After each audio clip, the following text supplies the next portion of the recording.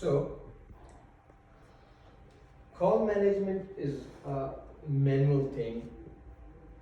If where the automation doesn't work, it comes to the call management. Have you had any experience with any of the bank that you call up there, the answering machine tells you what to do, and at the end you thought, no, this is not fulfilling my requirement, so I need to speak to some person. Anyone of you have experience like that? What happened? Like to put the answering machine Mm-hmm. and press like this number and this number, and after Mhm. that you can speak to the direct to the person. Mm-hmm. When I press that button, Mhm. it mentions that you have pressed this number, and then they will contact the human, and the human contact us, and we discuss the matter. Alright. Anything else? Any experience you would like to share? And sometimes when we call my ANZ bank, I have my account there, Mm-hmm. and they just say that the answering machine is operating there. Then they say, if you want to talk about something, press 1, Mm-hmm. and press for other things, press 2, Mhm. and 3. And that's how it works, I think. Alright. And then finally, sometimes this happens that the answering machine doesn't fulfill your requirement, so you're gonna talk to someone, Yes. some person. Yes, they So say. then they have an option to Yes. dial 0 to talk to the operator. Oh, yes. Now, here's the point where the operator has to do these things. Yes. Yes. This is the job of operator Okay. who has to do these things. Whenever you receive a call, the voice tone, the cursive word we recommend to use is like naming your organization, says, welcome to ANZ Bank. Thank you for calling. How can I help you? Nicely and politely. So that polite makes the other side of the customer, the caller, comfortable. Yes. And the caller become very easy and comfortable, knowingly that I am with the right person. Okay. Yes. So whosoever taking the call, first of all ask about the name. What is the name?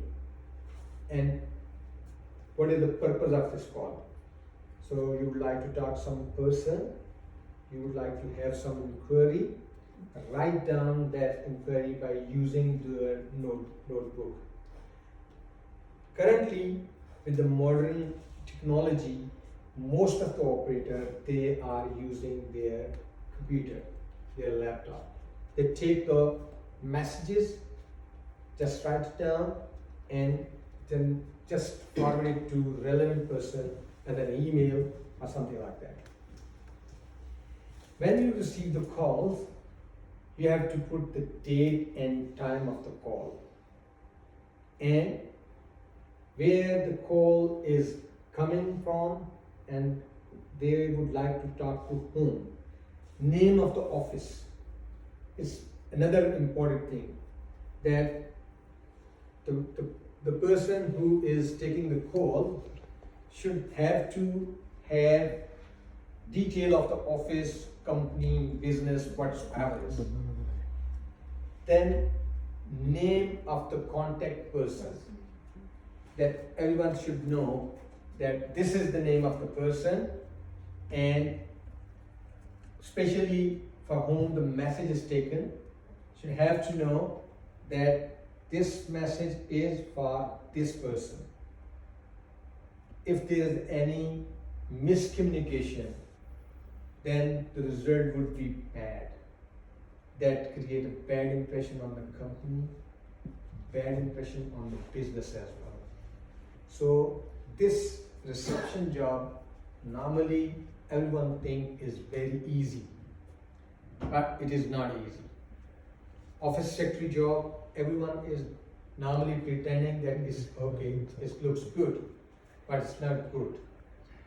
The reason is it is 100% needs 100% attention and full mental involvement in it.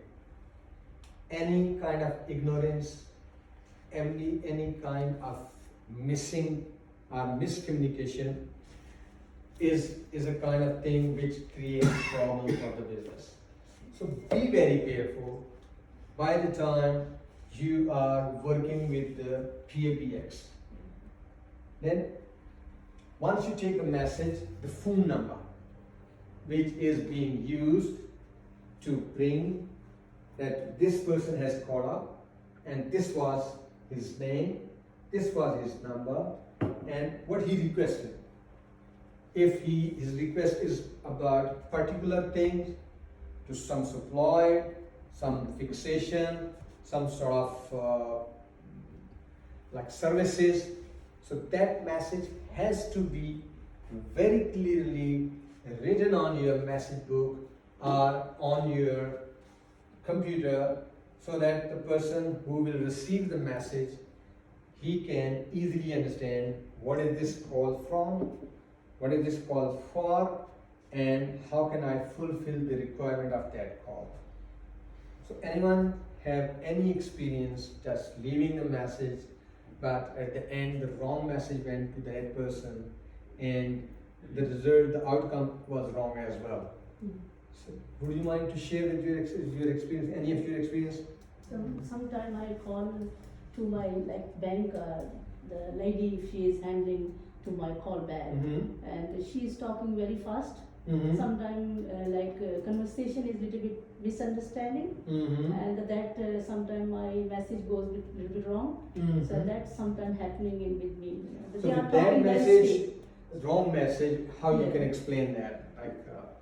What you want to say and what they answer you? Like sometimes I ask them, I want to check my, the balance, and I want to checking on my net, like banking net. They are sometimes giving me very, very quick answer, which Okay. one I can't understand, and I go sometimes wrong when I Okay. check my, the balance and something. So that's happening, All right. with me. Or Okay. maybe language something, So Yeah. the English is not your like. native language, so it's a problem. And sometimes I request them, ma'am, please could you speak very slowly, I can't understand. All So right. that is- That's a good experience. Yeah. And any experience of yours? Would you like to share with, about your experience with the bank or any institution? Oh, well, I've never actually had any issues, but sometimes they don't really provide the right information. So what you really need to know or what you want to find out, it doesn't, how they give you the answer doesn't actually clarifies all of that. So, and then, what they do things on the end, but it's not how you want it to be done. So it's a bit of it creates a bit of a problem, So that's one of the things that I've faced in terms of my calls with the banks and stuff. But Okay. of course, at the end of the call, they usually have a feedback, or they send you a personal email that explains or that says that were you satisfied with the call, so it's like a customer survey. And over there, you can obviously write down that from a last call, these are the certain things which I wasn't able to find out. So next time, if you want to improve your service, maybe add those on. All right. So that means some of the good companies, they had automatic survey at the end of the call Yeah. by rating their service 1, 2, 3, something like that. So that is the kind of automation, and that is currently in practice as well. So this is a very good practice and helps customers and also reduce the pressure on the front line of the office as well.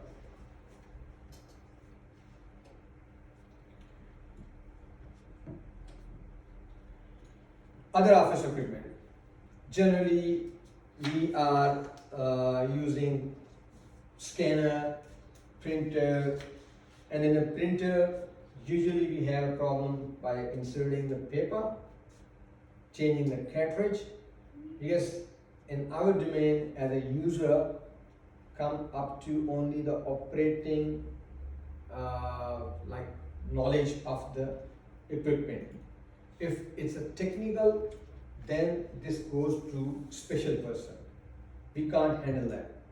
We normally only change the cartridge, we can insert the paper, we can scan it, and in the market, the printer are available like 3-in-1, where you can scan the paper, we can fax the paper, and then you can make a copy of the paper as well. So after these equipment, the second phase is coming to maintain them. So if you have any laptop or a computer at home, how you maintain that laptop? Do you have any idea? Yes, please. Update the software. That's a software thing. What about hardware? Like obviously everyone one would like to have a clean, neat, and very well looking things at their workplace, a desktop. So that is a kind of thing which is known as a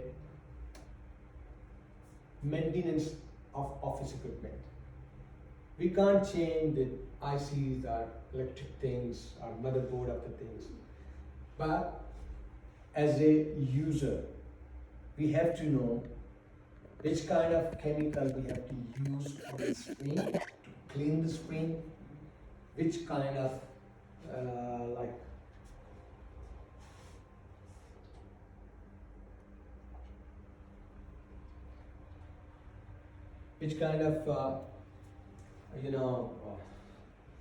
sponge or foam we need to, or cloth we need to use to clean our equipment. So this is called maintaining office equipment. Then other than this, we have our operating manual for every equipment. Whatsoever equipment we are using in offices, we have their operating manual. That operating manual tell us exactly the process and the procedure to maintain the equipment. If we would like to clean up the equipment, we use the right chemical. If we would like to just plug and unplug the equipment, we should have to know that the voltage and the power plug and the cord we need, our power extension we need to plug in that equipment as well.